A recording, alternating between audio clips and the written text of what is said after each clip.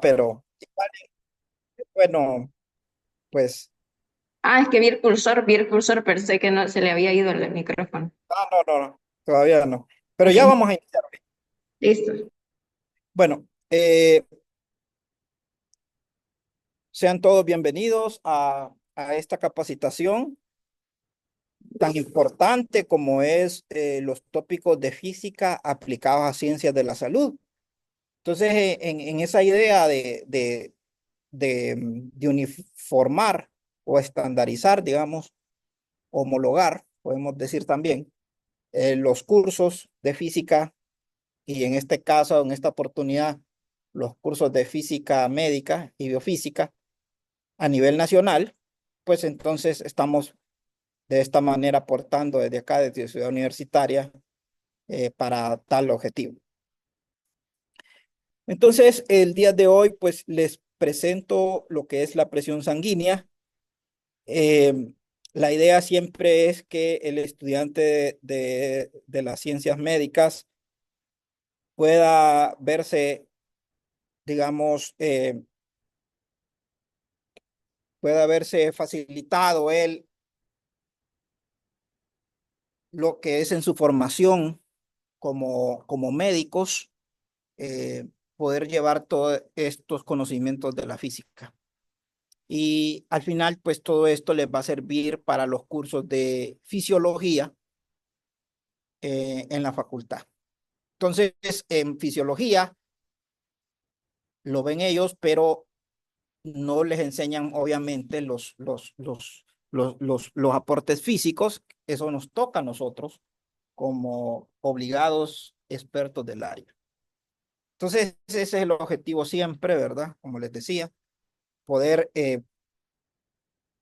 dejar una huella en el estudiante de la salud, poder dejar una huella en su formación, o sea, dejar algo de nosotros en su formación como médicos y que de alguna manera pues puedan entender de mejor forma todos esos procesos fisiológicos.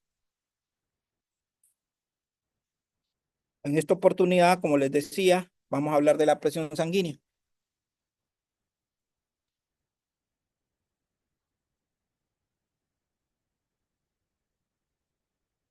La presión arterial es una medida de la fuerza sanguínea.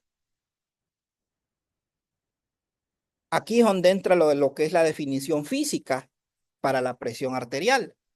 La presión arterial, decimos, es la fuerza, ahí está el concepto de fuerza, es la fuerza que ejerce el flujo sanguíneo sobre el área de las paredes de la arteria.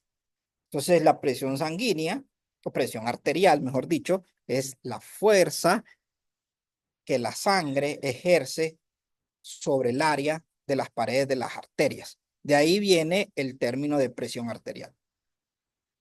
Cualquier fuerza sanguínea que realiza sobre otro vaso sanguíneo, puede ser una vena o un capilar, entonces ya no le llamaríamos presión arterial, sino que presión venosa o presión en los capilares, ¿verdad? Entonces la presión arterial es exclusivamente en las arterias. Lo que pasa es que nosotros a veces tendemos a unificar y pensar que la presión arterial es toda la presión circulatoria y no, la presión arterial solo es en las arterias. Precisamente en la aorta, que es la que percibe la mayor cantidad de fuerza, porque es la que está conectada justo con el ventrículo izquierdo, que es donde se logra pues la máxima presión y que después vamos a ver como presión sistólica.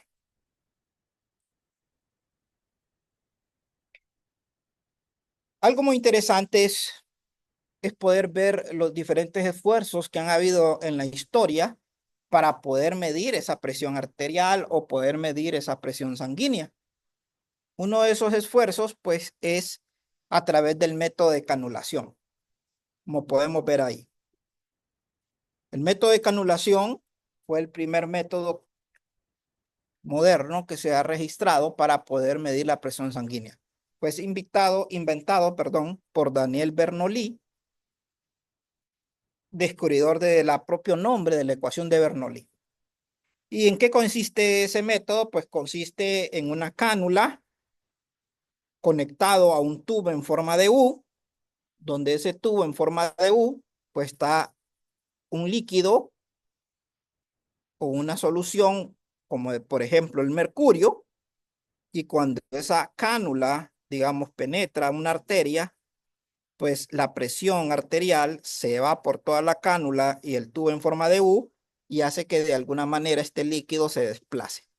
Entonces, ese desplazamiento de, de ese líquido de mercurio, pues quedó como la unidad que se usa para medir la presión sanguínea, que precisamente son los milímetros de mercurio.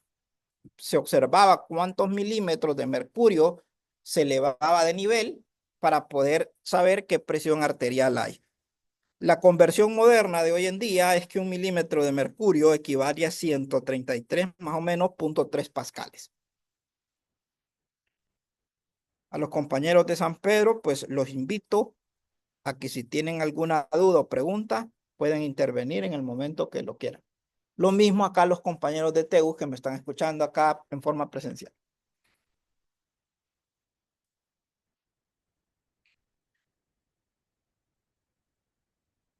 Eh,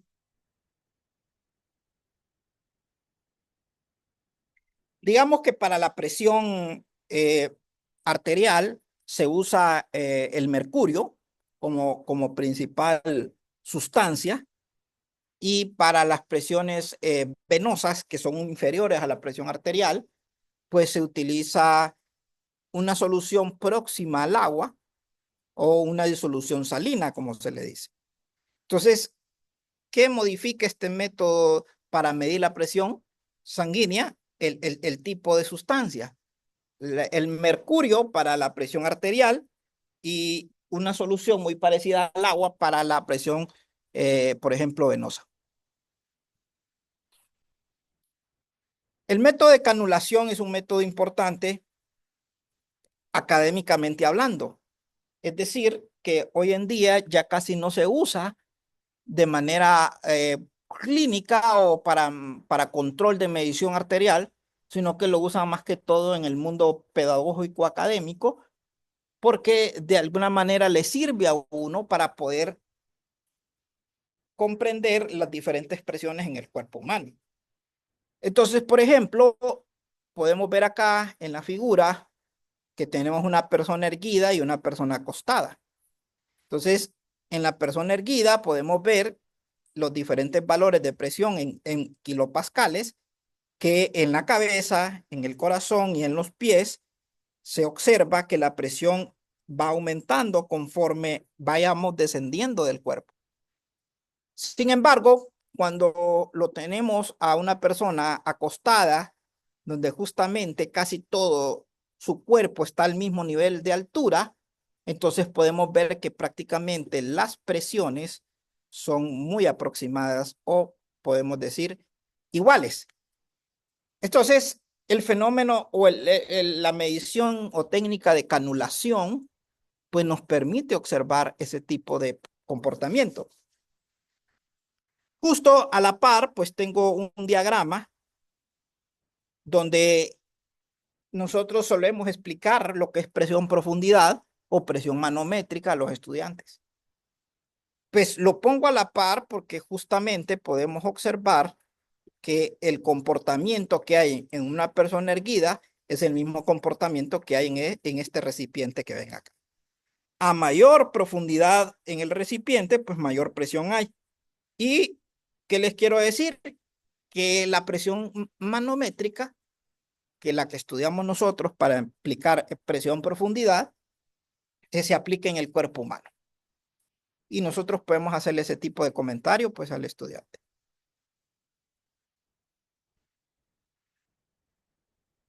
Los fisiólogos pues siempre se han venido beneficiados con la tecnología, pues a medida que la tecnología va evolucionando, pues los fisiólogos, pues al igual que en otras áreas del pensamiento humano, del saber, también. Entonces, en este caso, la técnica de canulación La cánula sigue igual, lo que ha variado es el receptor o medidor, que ahora puede ser electrónico para medir las diferentes presiones, que normalmente era el tubo en forma de U y que quedó inmortalizado para la unidad de presión arterial, como es el milímetro de mercurio.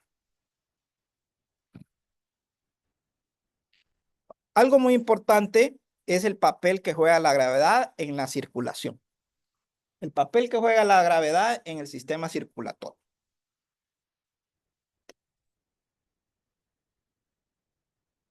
Permítame un momento, ya continúo.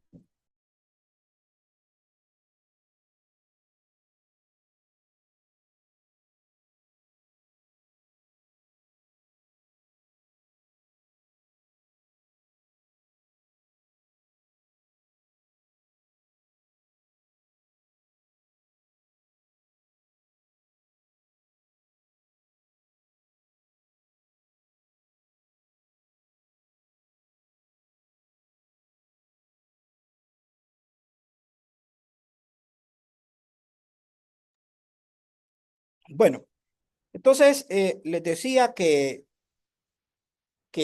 la gravedad ocupó un papel importante, o ocupa un papel importante en la circulación, y para que el hombre haya aparecido, digamos, tal como somos hoy en día, digamos, para que nos hayamos puesto de pie, tuvimos que luchar en contra de la gravedad. O sea que de alguna manera nuestro cuerpo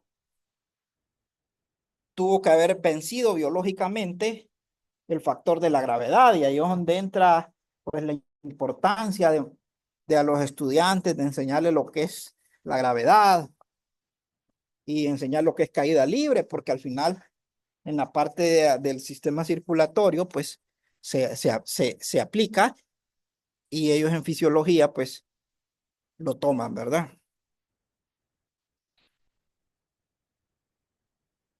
De alguna manera, poniendo el contexto, nuestro sistema circulatorio está formado por arterias, venas y capilares. Entonces, las arterias normalmente se suelen dibujar rojas, que decimos que son sangre oxigenada, y las venas se suelen dibujar azules, que representan sangre desoxigenada o los residuos que salen del cuerpo. Entonces, imaginémonos al sistema circulatorio como una bomba, que es el corazón, y que se encarga de precisamente mover una cantidad de líquido de todo el cuerpo. Y ese líquido, pues sabemos nosotros que es nuestra sangre, que aproximadamente en el cuerpo humano, datos físicos, son aproximadamente 5 litros. O sea, nuestro cuerpo tiene aproximadamente 5 litros de sangre en todo el cuerpo. A esa cantidad de sangre que tenemos acumulada en nuestro cuerpo, el nombre técnico es la volemia. Entonces, cuando nosotros nos preguntan por la volemia, es la cantidad de sangre que el cuerpo tiene, y que aproximadamente en los seres humanos es de 5 litros. Pues quiero decirles que nuestro sistema circulatorio en nuestro cuerpo es un sistema cerrado. Es decir, como les decía, el corazón es la bomba que envía la masa de la sangre a todo el cuerpo, oxigenada, que el cuerpo lo necesita, porque en la sangre van los oxígenos, van los nutrientes que llegan a todas las partes de nuestro cuerpo. Nutre las orejas, nutre nuestro ojo, nutre nuestros dedos, nuestros tejidos, todo nuestro cuerpo lo nutre. Una vez que ha depositado, pues digamos que los nutrientes respectivos, ¿a través de qué? De los capilares. Entonces los diminutos capilares son los encargados, digamos, de llegar a esos superficies o esas periféricas en nuestro cuerpo. Entonces una vez que en los capilares se, se reparten los nutrientes, estos pasan a las venas. Por eso las venas son los residuos, es lo azul, que retornan al corazón para volver a iniciar el ciclo. Entonces, queriéndome dar a entender, el corazón bombea la sangre a través de las arterias hacia todo el cuerpo, luego pasa a los diminutos capilares hasta los extremos, las zonas más periféricas del cuerpo, y luego de estos capilares vienen los residuos y se transfieren a las venas donde retornan al cuerpo. ¿Por qué me enfoco? Porque todavía no pierdo, digamos, de visión lo que es el papel de la gravedad en la circulación. O sea, el papel de la gravedad en la circulación es la temática, pero para poder entender el papel de la gravedad, pues de alguna manera tenemos que entender cómo funciona el sistema circulatorio del cuerpo humano. El sistema circulatorio en el cuerpo humano funciona de dos formas, o existe o se puede clasificar, mejor dicho, de dos formas. Sistema circulatorio mayor y sistema circulatorio menor. El sistema circulatorio mayor es el que yo les acabo de explicar ahorita, que es el del corazón hacia las arterias, luego a los capilares y retorno a las venas. Lógicamente se le llama el sistema circulatorio mayor porque es el más grande. Y el sistema circulatorio menor, pues es el que el corazón bombea la sangre hacia los pulmones y retornan otra vez al corazón. Entonces, claro que se llama menor porque es el más pequeño. ¿Por qué es importante esa función? Porque el fluido sanguíneo viniendo de las venas viene desoxigenado y llega al corazón desoxigenado. Entonces necesitamos que retorne al cuerpo oxigenado, pero debe de pasar por los pulmones. Entonces cuando llega al corazón desoxigenado y bombea hacia los pulmones y vuelve al corazón, entonces decimos que es el sistema circulatorio menor. Hasta ahí todo claro, no hay dudas. No, muy bien, Karen.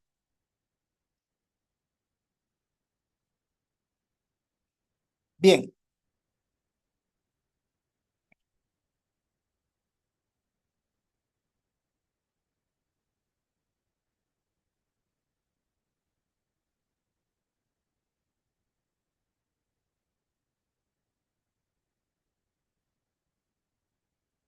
bien.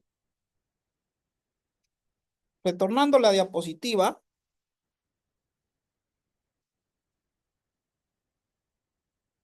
y retornando la intención, que es lo que quiero plantearles acá, y de alguna manera pues puedan ustedes pues exportarlo a los estudiantes. Una vez que entendemos el sistema circulatorio, la pregunta es, ¿cómo hizo el ser humano? ¿Cómo o qué tuvo que haber pasado en el ser humano para poder lograr ponerse de pie, a diferencia de muchos animales que andan en cuatro patas? Saliendo un poco de la física y entrando a la historia y a la biología y a la genética y a muchas otras teorías, se sabe que el ser humano, pues al lograr ponerse de pie, tuvo un desarrollo biológico porque las manos le quedaron libres. Y esas manos les quedan libres para poder, pues, realizar todos los trabajos que hoy en día hacemos. Entonces nos permitió usar herramientas. Los cazadores y recolectores de eso se aprovecharon. Entonces apareció el Homo sapiens y el Homo sapiens pues fue tecnológicamente muy evolucionado y se apoderó de lo que es la pirámide terrestre en cuanto a cazadores. Se volvió el principal cazador, desplazando animales como los leones.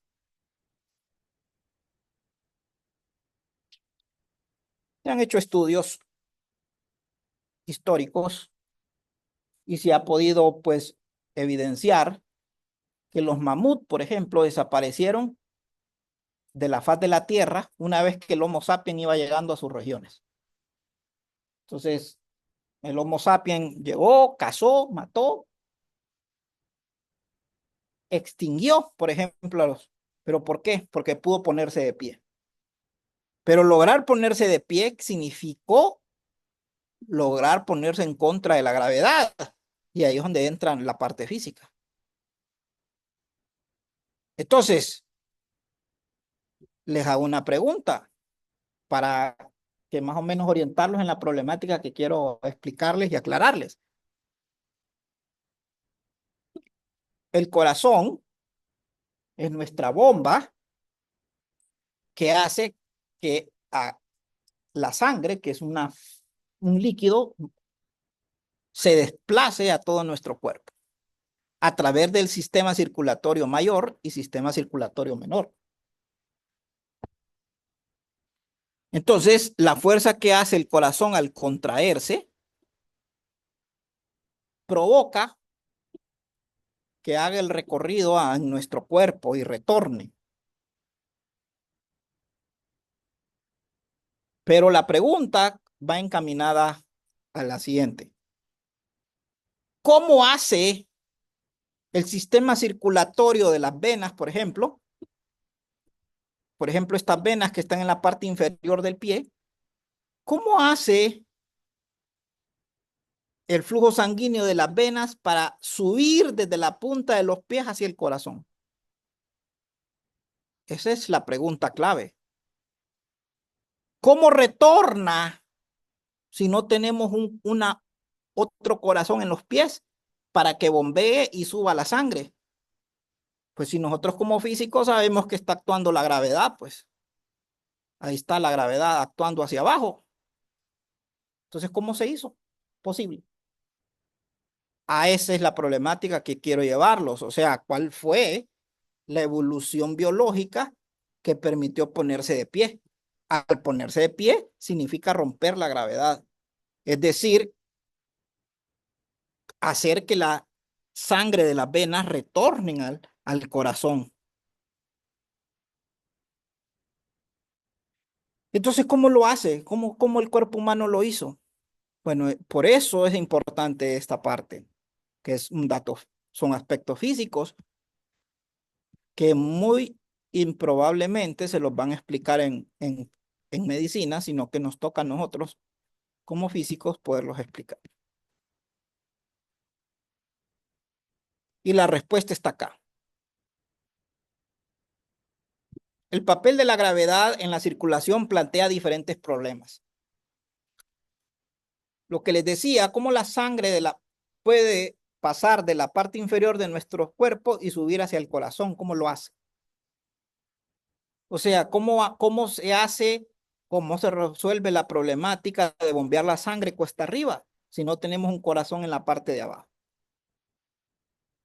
Y esto se debe a dos principales aspectos que son propios de capacidades que la biología del cuerpo humano tuvo que lograr.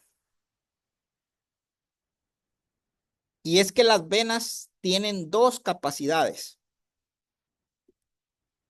Número uno, las venas tienen una alta capacidad elástica mucho mayor que las arterias. Eso hace que la sangre se acumule en las extremidades inferiores cuando, por ejemplo, una persona está erguida. Entonces se acumula la cantidad de sangre, eso podemos verlo en las personas que padecen de varesis, decimos nosotros, y donde vemos literalmente cómo las venas las andan inflamadas. Pues eso es el producto de esa capacidad que tienen las venas de acumular el flujo sanguíneo. Y ahí están.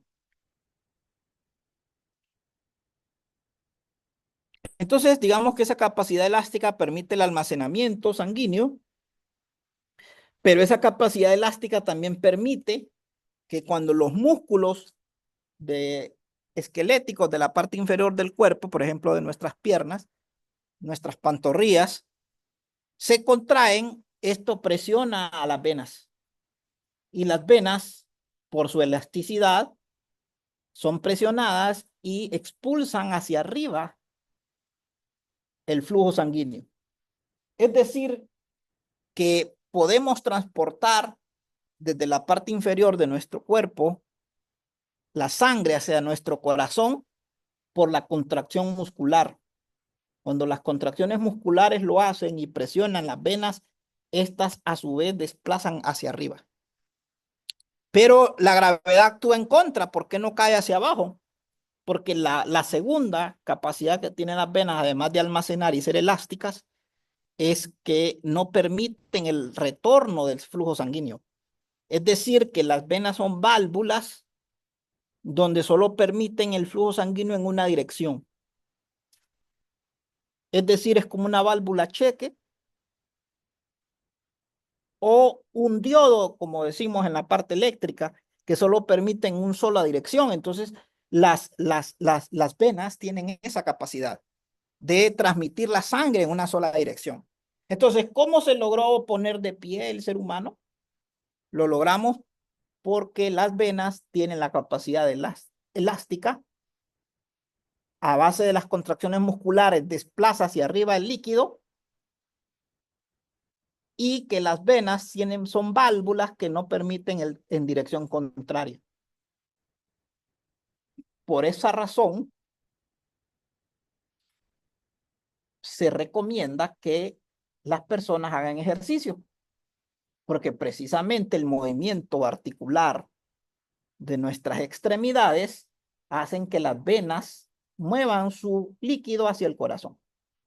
Y la circulación mejora porque las venas llegan al corazón, el corazón vuelve hacia los pulmones, se oxigenan y el ciclo y el sistema circulatorio tiene vida. Algo más que contribuye a la transmisión sanguínea de las venas hacia el corazón es la respiración. Entonces, la contracción muscular más la respiración, cuando respiramos, el movimiento de nuestros pulmones hacen esto, entonces ayuda también a que se pueda transmitir el flujo sanguíneo. Entonces, por esa razón, el correr, el caminar, aplica esos dos conceptos. Uno, contracciones musculares y dos, la respiración. Permite pues el mejoramiento de la circulación.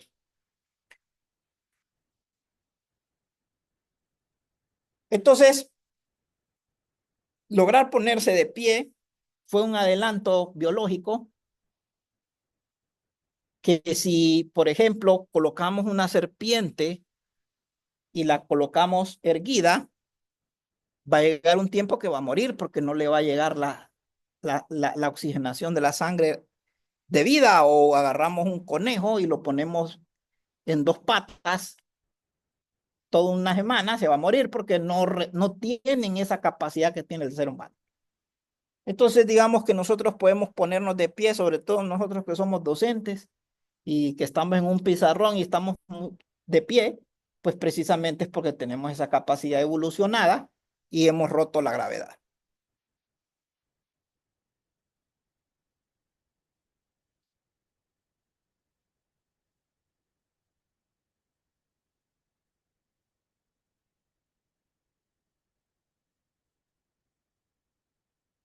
Bien, me gustaría explicar un poco lo que sucede en el corazón cuando se relaja y cuando se contrae nuestro músculo cardíaco.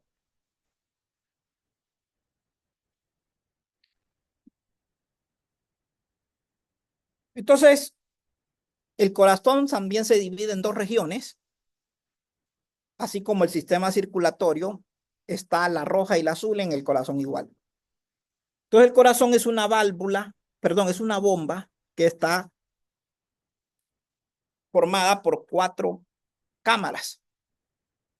Esas 4 cámaras son 2 aurículas y 2 ventrículos. Las aurículas, pues, es esta zona que subrayo. Esta es una aurícula, esta es la aurícula derecha, esta es la aurícula izquierda. 2 ventrículos, ventrículo derecho, ventrículo izquierdo. Así como está el corazón, decimos que está relajado. Y al término técnico, cuando el corazón está relajado, se dice que está en proceso de diástole. Cuando el corazón está relajado, decimos que es la diástole. Es decir, ¿qué es la diástole? Es cuando de las venas que vienen los residuos de la sangre llegan a las aurículas y el ventrículo derecho. Y es cuando la sangre oxigenada que viene de los pulmones entra a la aurícula izquierda y la ventrículo izquierdo. Entonces, lo azul proviene del sistema circulatorio mayor y lo rojo proviene del sistema circulatorio menor. Entonces, cuando el corazón está recibiendo sangre, se dice diástole. Pero viene el corazón por toda la red eléctrica, que se los explicaré en otro día cómo funciona para que el corazón se contraiga. Eso es a base del potencial de acción, pero luego lo explico en otro día. Cuando el corazón se contrae de esta forma, entonces, obviamente, expulsa la sangre de la parte azul hacia los pulmones para que se oxigene y la parte roja hacia las arterias y hacia el sistema circulatorio mayor para dar los nutrientes. Entonces es importante entender ese mecanismo.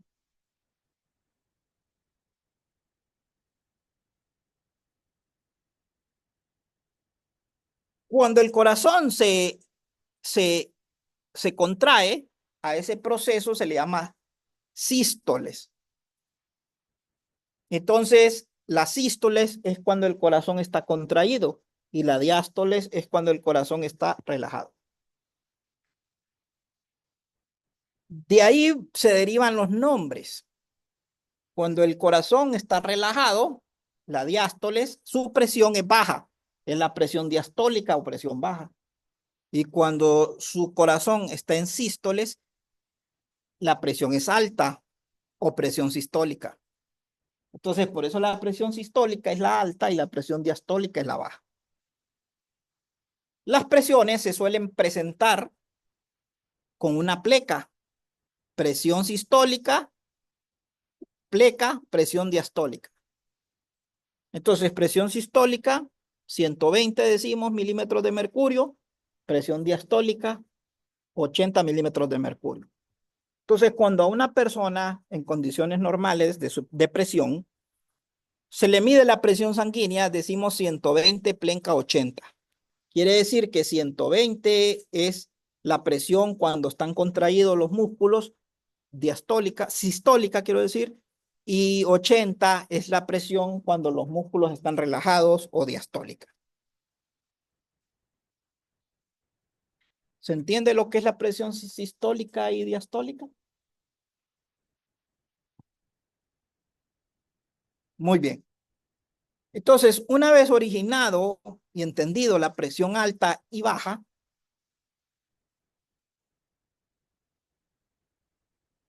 entonces podemos entender que la presión alta es la que sale exactamente del corazón y se va a las arterias, como la aorta, a las diferentes arterias, la aorta, la humeral, la carótica. Y esas arterias, pues, su presión es arterial, o sea, su presión es muy alta, y al pasar a los capilares, pues baja su presión enormemente. ¿Por qué? Lo podemos ver por la ecuación de continuidad de la ecuación de Bernoulli, posteriormente para referirnos a las presiones. La ecuación de continuidad nos dice que cuando un fluido pasa a un área menor, la velocidad aumenta. Y cuando paso a un área mayor, la velocidad disminuye. Resulta que si ustedes suman el área de todos los capilares del cuerpo, como es un sistema cerrado, es mayor que el área de las arterias. Entonces, digamos que todo el sistema circulatorio de las arterias pasa de un área mayor a de una área menor a una mayor, que es el neto de los capilares. Entonces, inmediatamente la velocidad baja. Tiene que ser así el proceso fisiológico porque a la hora de recorrer el flujo sanguíneo en los diminutos capilares, lo hace muy lentamente, precisamente para poder transmitir los nutrientes.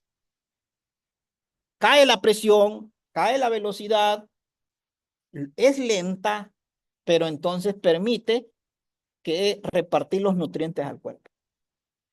Entonces en fisiología ellos lo ven, pero se los estamos explicando acá o se los podemos explicar en física con el componente físico, aplicando Bernoulli, aplicando presión manométrica. Entonces, la ecuación de Bernoulli nos permite enseñarles a los médicos de que la presión disminuye en los capilares precisamente porque baja la velocidad y precisamente porque el área de todos los capilares es mayor que el área de las arterias. También me gustaría aclarar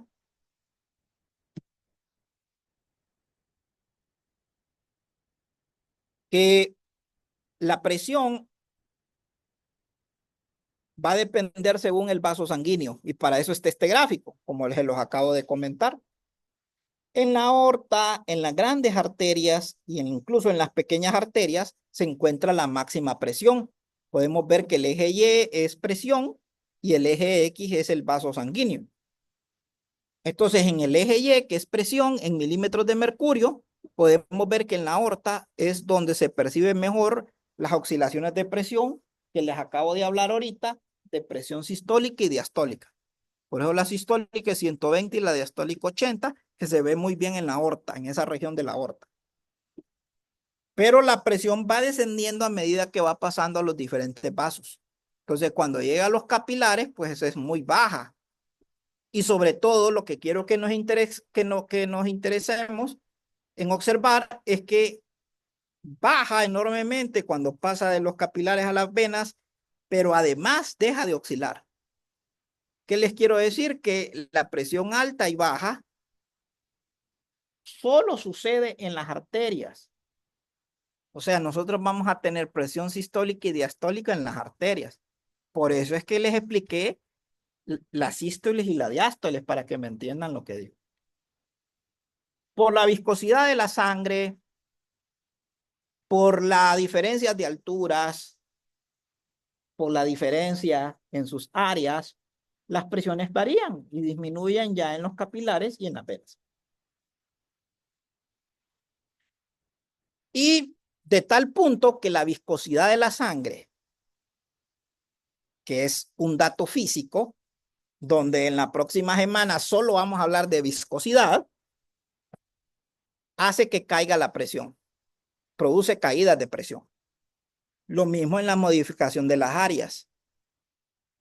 Como Bernoulli lo puede plantear en un modelo ideal, pero que se ve mejor en la ecuación de Poiseuille, o no sé cómo se pronuncia en francés, pero esa nos explica mejor en la parte de viscosidad.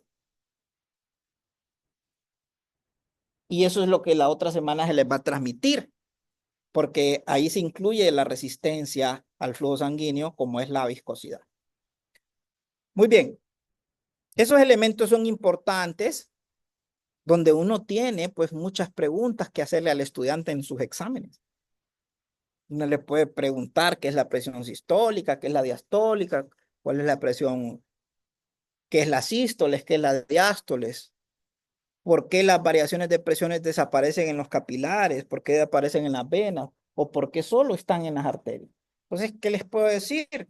Podemos hacer exámenes teóricos con preguntas teóricas muy propias del área de ellos, que es física médica y biofísica.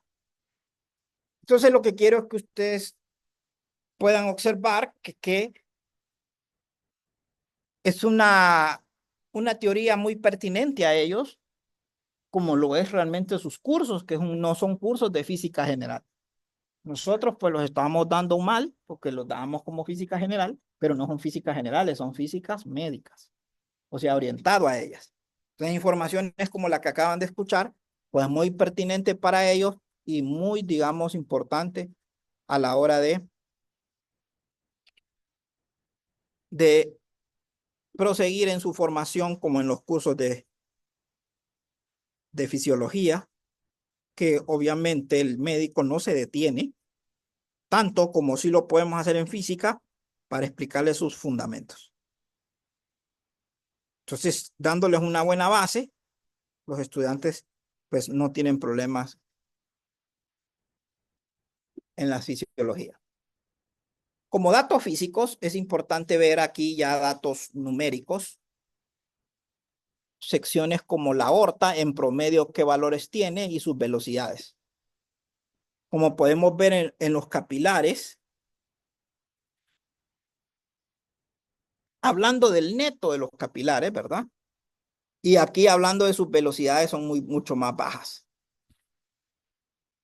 Son alrededor de a la -4. Entonces esa velocidad, lo que les decía, con datos validados, entonces hacen que descienda la presión y obviamente esta baja velocidad, como les decía a ustedes, o rapidez, permite pues la transferencia de los nutrientes.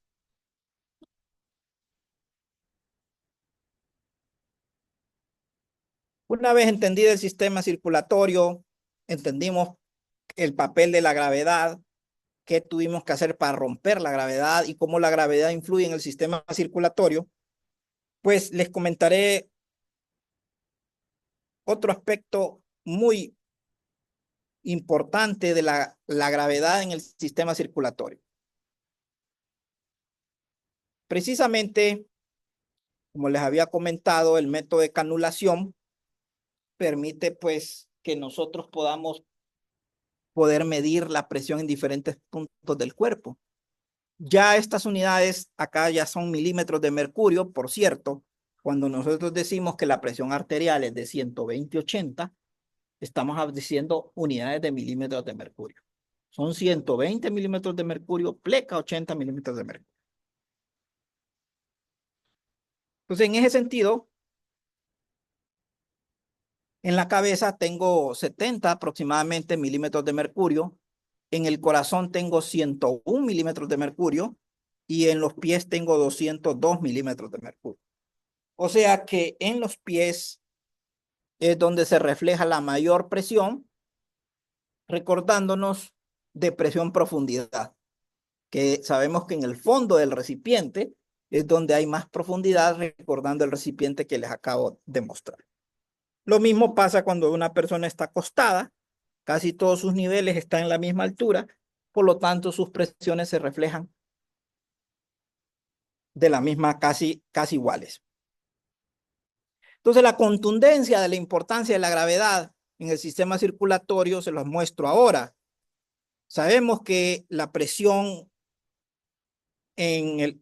cuando una persona está erguida se comporta como una presión manométrica, que es lo que acostumbramos a explicar en los cursos de física, donde ve influida la densidad, la gravedad y la profundidad. Entonces, esa misma fórmula pues se utiliza para poder calcular teóricamente, por ejemplo, la presión en los pies. Entonces, llamémosle PP a la presión en los pies, PC la presión en el corazón. Entonces, y densidad, gravedad, altura del corazón, quiere decir toda esa presión que hay por debajo del corazón de forma manométrica. Entonces, si nosotros agarramos la presión del corazón más la presión que hay a la altura del corazón hacia abajo como presión manométrica, me va a resultar la presión en los pies. Eso es lo que dice esta fórmula que ven acá, que también ya lo puedo explicar desde otra perspectiva, como la presión en el cerebro o cerebral, una coronilla, más toda la presión manométrica que hay desde el cerebro hacia los pies. Por eso aquí es la altura ya cerebral. Esa es la otra forma de presentar. Entonces, por ejemplo, si yo tengo un caso que tengo a una persona erguida, cuya altura o estatura de la persona es 1,70 m y la altura del corazón en promedio está a 1,30 m. Miremos la contundencia de la importancia entonces de la gravedad en el sistema circulatorio. Hagamos ese cálculo.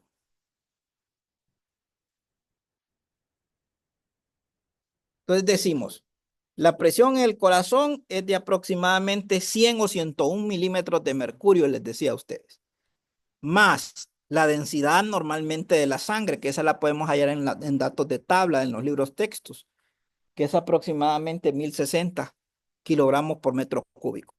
La gravedad, que es 9,8, y la altura del corazón, que decíamos que es 1,30. Entonces, si nosotros efectuamos este producto, va a dar aproximadamente 13,504,4 pascales, porque estamos usando unidades del sistema internacional. Si yo convierto los pascales a milímetros de mercurio, esos son aproximadamente 101 milímetros de mercurio. Con los 100 o 101 milímetros de mercurio, que es la presión en el corazón, da los 202 milímetros de mercurio que se refleja en los pies de la persona. Como lo vemos acá, ¿cuánto dice que es en los pies? 202. Entonces, vemos que usando un modelo teórico, viendo realmente a una persona como que fuese un recipiente, podemos observar que cumple con los datos de presión que nos genera la canulación. Y ahí podemos ver entonces que va influida la gravedad. Por eso nuestro sistema circulatorio tenemos esas presiones debidamente a la gravedad terrestre.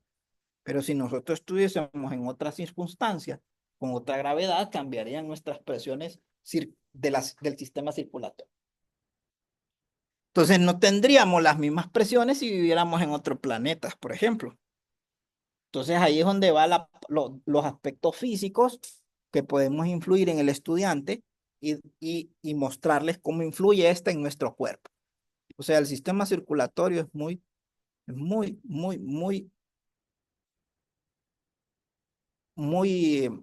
digamos que lo podemos describir y explicar mucho de la física. Y en ese sentido, muy competente para nosotros poderle dar ese granito que va a llevarse de la física el estudiante de la medicina. Otra pregunta que les tengo: ¿por qué la presión del corazón es 101 milímetros de mercurio? Si normalmente yo les dije que en el corazón no existía una, sino que existía dos presiones, la presión sistólica y la presión diastólica. ¿Por qué entonces en los ejercicios académicos calculados, donde ya se utilizan datos, solo aparece una? Porque esta presión que ven acá es la presión que se le conoce como la PAN. P de presión, A de arterial y M de media. Entonces la PAN que muestro acá es la presión arterial media. Es decir, que la presión que nosotros utilizamos para hacer los cálculos es es un promedio de la presión de las sístoles y de las diástoles, mejor dicho, en el corazón. Es un promedio entre las sístoles y las diástoles. Por eso les expliqué que era las sístoles y por eso les expliqué que era la diástoles. Entonces, resulta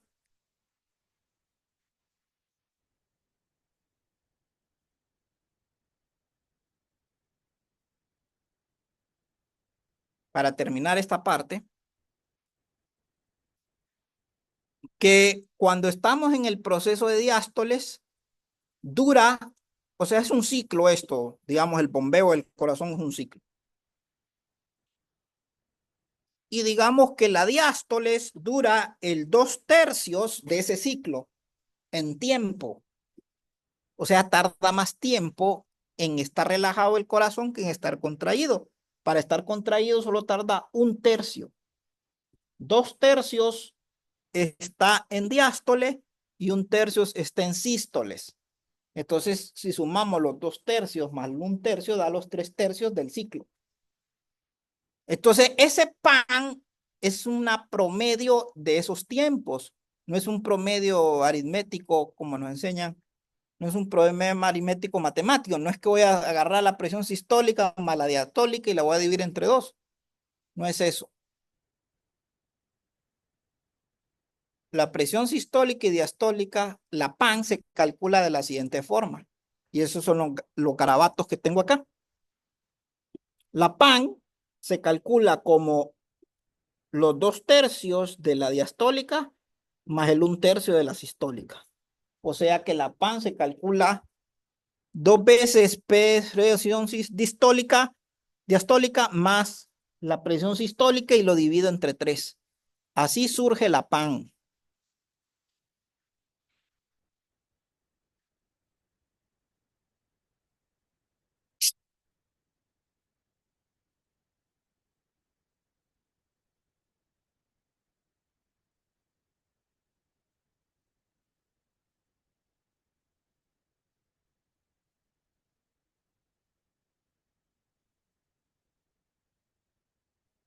Pues una vez recibí una capacitación con un fisiólogo brasileño y él fue el que me sacó esa duda porque yo me la hacía esa pregunta.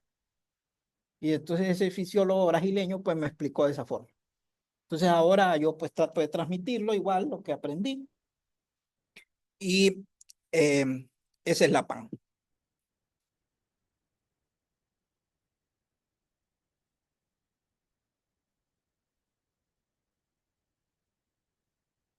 Hasta ahí todo bien, compañeros, Tegucigalpa y San Pedro. ¿Alguna duda? ¿Algo que quisieran comentar, por ejemplo?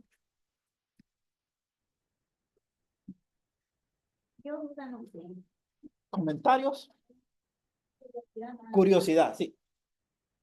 Como medir, o sea, la presión arterial en el oído, por ejemplo, en el bebé. Digamos, para eso, ¿cuál? ¿La arterial me dice o sanguínea? Igual, la misma. Bueno, un método es la canulación, Esa es la invasión. la invasiva. Entonces, con la cánula y usted con la cánula y el manómetro, usted mide la presión literal en los pies cuando una persona está erguida y aproximadamente da 202. Pero por la tecnología evolucionada, ahora tenemos métodos alternativos. También puede ser por medio de un Doppler. Por medio de un Doppler se puede registrar sin penetración la presión así puntual.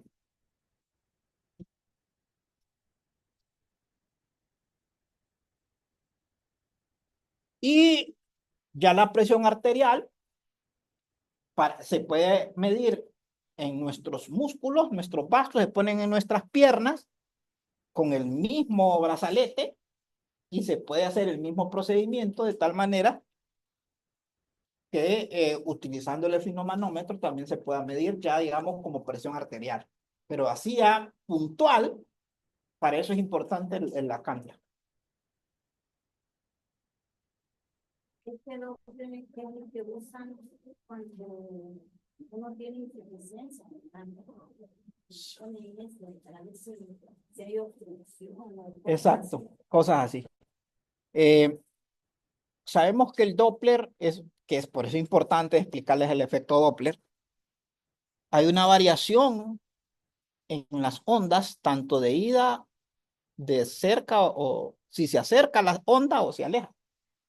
Hay unas variaciones de longitud de onda y frecuencia. Entonces nosotros sabemos que con las frecuencias o con las longitudes de onda, de alguna manera nosotros podemos calcular la velocidad de la fuente o la velocidad del sonido. Entonces, con esta idea, se puede determinar la velocidad sanguínea usando el Doppler. Y en ese sentido se puede determinar la presión. Entonces el Doppler se usa por eso para cosas que están en movimiento, como el flujo sanguíneo o como el ritmo fetal. Entonces es una persona, una mujer embarazada con un feto en su vientre. Entonces, para poder medir su ritmo cardíaco fetal, entonces se le manda un Doppler, precisamente porque está en movimiento. Sí, exacto.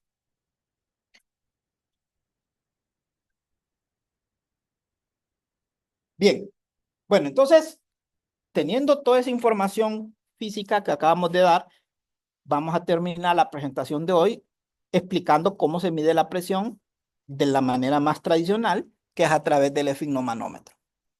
O sea, la canulación nos permitió hacer cálculos, pero para cuestiones de preclínica o clínicos, entonces se usa el esfigmomanómetro como el más común, el que fue inventado por Riva Rocci, también italiano, igual que Bernoulli, el que se coloca el brazalete alrededor de la arteria humeral.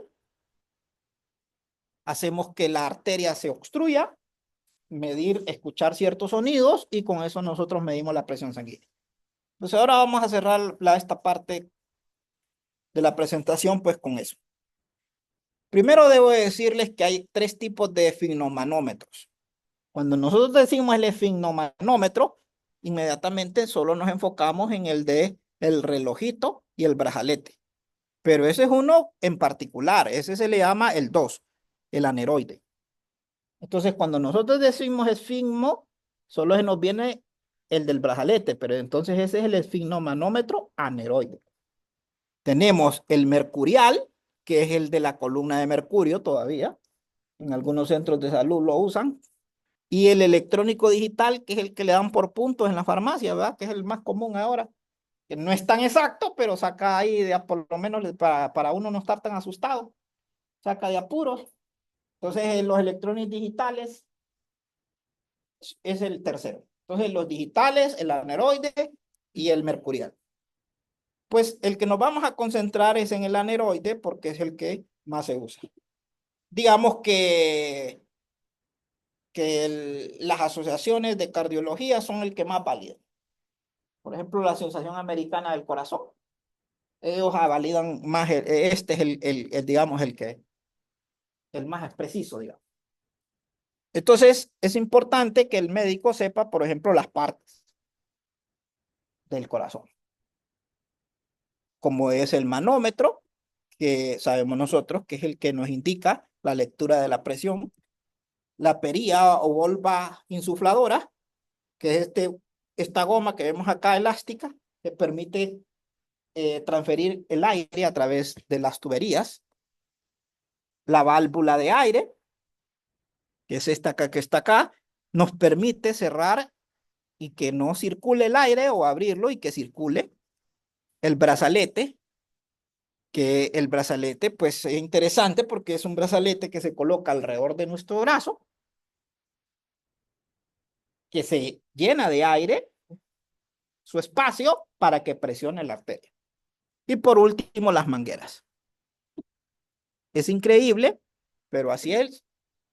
Los médicos se les olvida incluso esto, no saben esas partes. Entonces, así de tan simple que es para nosotros, simplemente es una clasificación, dividir las partes del esfigmomanómetro, que de física médica lo aprenden. Que ellos lleguen a prácticas médicas y que digan, no, lo aprendimos en física médica, ya nos enseñaron a medir la presión sanguínea y también nos enseñaron a medir o nos enseñaron los diferentes elementos o los diferentes esfigmomanómetros. Quiero decirles que acá desde el año pasado pues ya se está dando con este enfoque aquí en Ciudad Universitaria.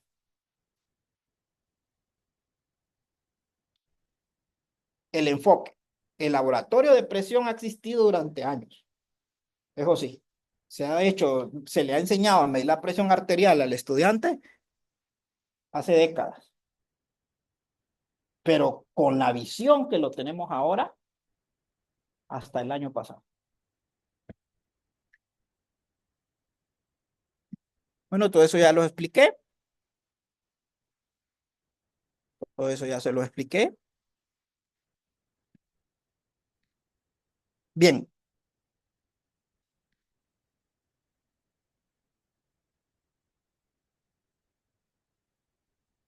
El otro elemento que es importante para poder determinar la presión sanguínea es el estetoscopio, que también el médico ignora sus elementos o sus piezas.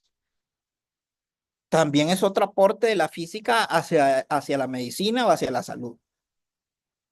Está formada por una campana, que es esta parte de acá, que se usa más en la parte pediátrica, el diafragma, que es el que normalmente utilizamos para escuchar los sonidos del corazón, los tubos o tubuladora, que es esta parte de acá, las aurículas, que tienen materiales para transmitir obviamente el sonido, y las olivas, que son pues nuestros audífonos para conectarse en nuestro canal auditivo. Y esas son las partes del estetoscopio. Entonces, conjunto el esfinomanómetro y el estetoscopio, pues logramos medir la presión sanguínea. Y aquí más o menos le doy los pasos que se siguen. Esto es interesante hacerlo presencialmente. Acá pues estoy impartiendo estas capacitaciones desde el año pasado, ya los hemos hecho varias veces presencial. Los compañeros pues ya han medido, unos ya lo sabían, otros han aprendido a medir la presión sanguínea, y entonces un compañero le mide la presión al otro y así viceversa, ¿verdad? Uno es médico, otro es paciente y ahí están. Entonces ha sido muy, digamos, muy productivo las capacitaciones, ¿verdad? Entonces más o menos los pasos son así. Inicialmente pues se ajusta el, el brazalete y se coloca sobre el brazo del paciente que se va a medir la presión sanguínea. Se pone a la altura del corazón, porque sabemos nosotros que por presión manométrica, a la misma altura vamos a tener la misma presión. Debemos de colocar el brazalete de tal manera que las flechas, que casi todos los brazaletes lo traen, deben de apuntar hacia abajo. La arteria que se encuentra acá, en esta zona del brazo, se le llama arteria humeral porque está cerca del hueso, que es el húmero, o se le llama arteria braquial. Entonces, utilizamos esa arteria porque está muy cercana al corazón y nos permite tener buenos resultados en sus mediciones. Se cierra la válvula que vemos acá de tal manera que pueda transferir el aire hacia el brazalete. Cuando nosotros presionamos la goma insufladora, empezamos a presionar, que en lenguaje técnico se llama insuflar. Se empieza a insuflar de tal manera que cada vez más el brazalete se va llenando de presión y va presionando dicha arteria. Va a llegar un momento en que el manómetro va a ir subiendo, pero va a llegar un momento en que la arteria va a estar totalmente bloqueada y vamos a tener que nuevamente abrir la válvula para que escape el aire del brazalete. ¿Qué es lo que necesitamos nosotros? Bloquear la arteria. ¿Por qué? Porque cuando la arteria está bloqueada, al reducir el área aumentamos la velocidad sanguínea y eso hace más ruido, digamos. El fluido se vuelve más ruidoso. Para eso se coloca el esteto sobre o por debajo del brazalete para poder amplificar esos sonidos y escucharlos.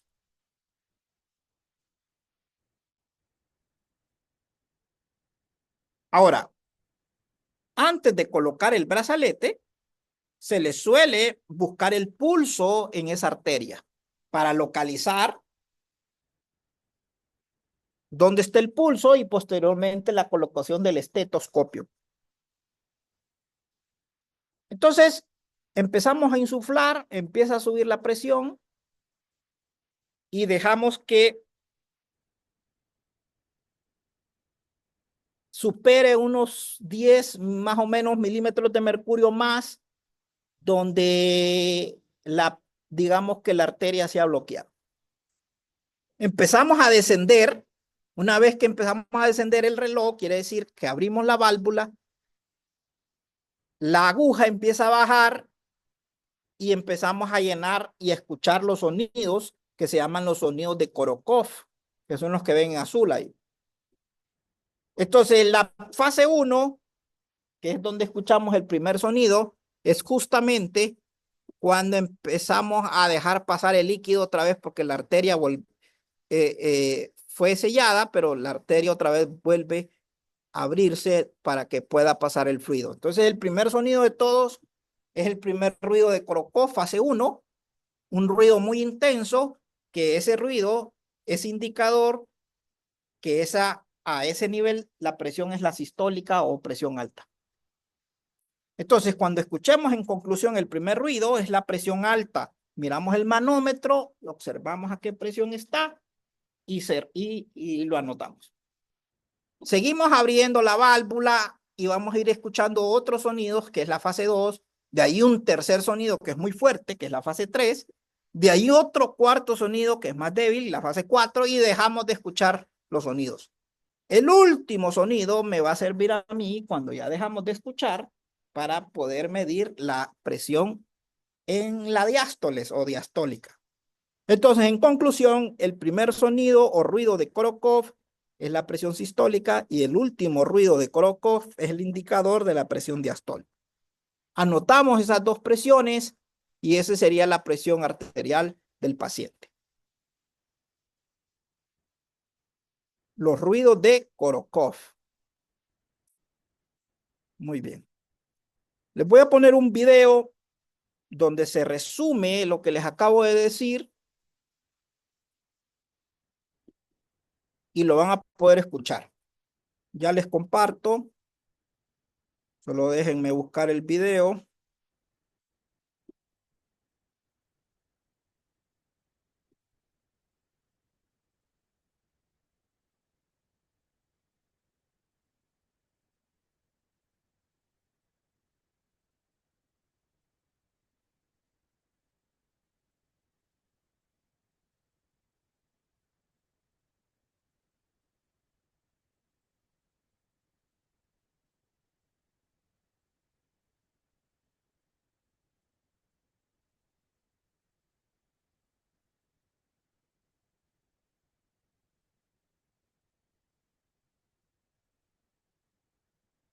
Haz esto hasta el 1 de enero. Vamos a compartir ahora pantalla.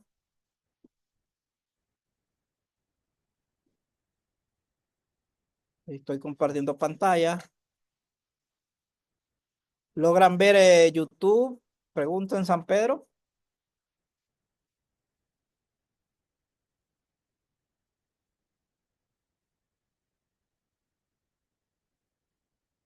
Pregunto, ¿se logra ver en San Pedro la pantalla?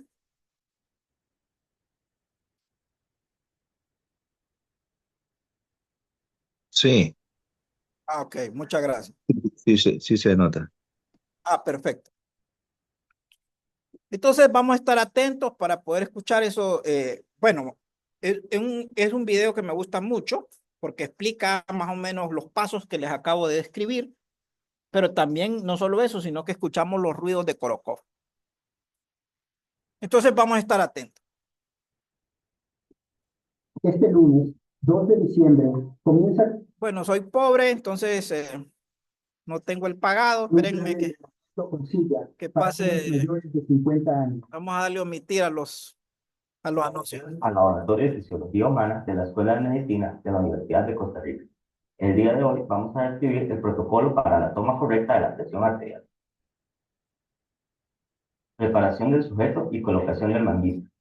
Para obtener resultados válidos, el sujeto debe haber evitado actividad física, fumado, ingesta de cafeína y alimentos, por lo menos en los 30 minutos previos al procedimiento. El sujeto debe encontrarse sentado, relajado, con la espalda recostada y los pies apoyados sobre una superficie firme, con el brazo expuesto hasta el hombro y el antebrazo con apoyo, a nivel del corazón. Al colocar el manguito, debe localizar primero la arteria braquial y colocar este alrededor del brazo, 1 pulgada por encima del pliegue del codo, con la línea que lo indica alineada con la arteria braquial. El manguito debe ser del tamaño adecuado para cada persona. Un manguito pequeño puede sobreestimar la presión arterial. Por otro lado, un manguito grande la puede subestimar. Asegúrese que el manguito quede ajustado, pero que permita deslizar 2 dedos entre este y la piel.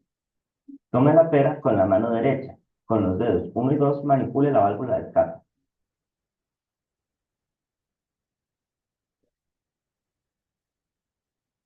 Método palpatorio.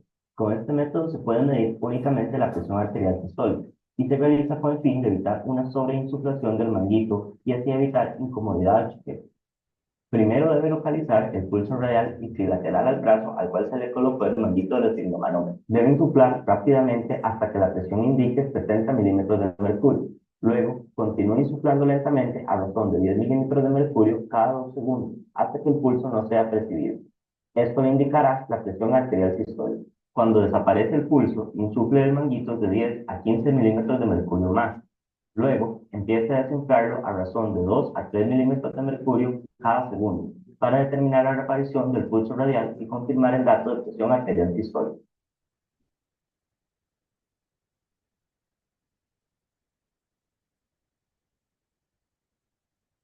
Método auscultatorio. Coloque el estetoscopio en la posición correcta. Las olivas deben ir posicionadas en ambos conductos auditivos en sentido posterior anterior. Coloque la membrana del estetoscopio sobre la trayectoria de la arteria braquial a nivel del pliegue del codo. Nunca la coloque debajo del manguito. Debe aplicar suficiente presión para obtener ruidos nítidos, pero sin producir compresión de la arteria. Insufle rápidamente el manguito hasta que indique una presión de 20 a 30 milímetros de mercurio por encima de la presión arterial sistólica determinada por el método palpatorio. Después de esto, el manguito debe ser desinflado a razón de 2 a 3 milímetros de mercurio por segundo. Mientras desinfla, debe escuchar atentamente las 5 pasos de los ruidos del corazón.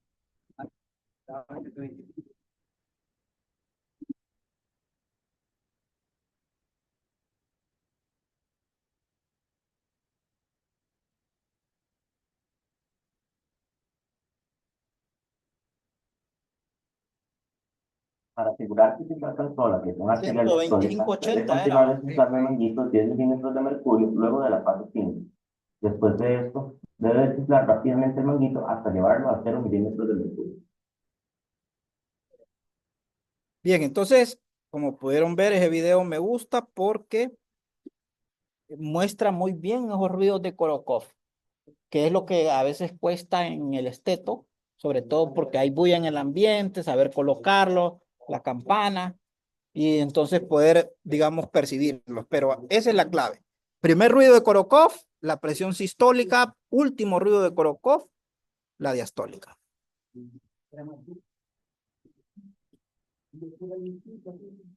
Bueno, entonces aquí finalizo, digamos, el tema de hoy, lo que es la presión sanguínea.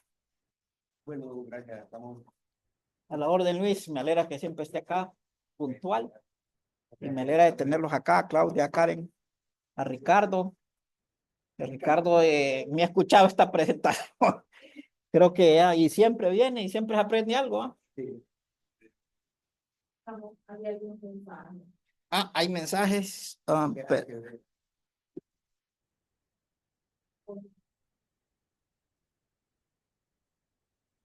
Comentarios, gradientes de presión. Sí, está bien. Bueno, no sé los compañeros de San Pedro si tienen algún comentario. Si no, nos miramos la poesía el próximo viernes, sería, ¿verdad? Con viscosidad, esa la va a impartir el profesor Ricardo Salgado,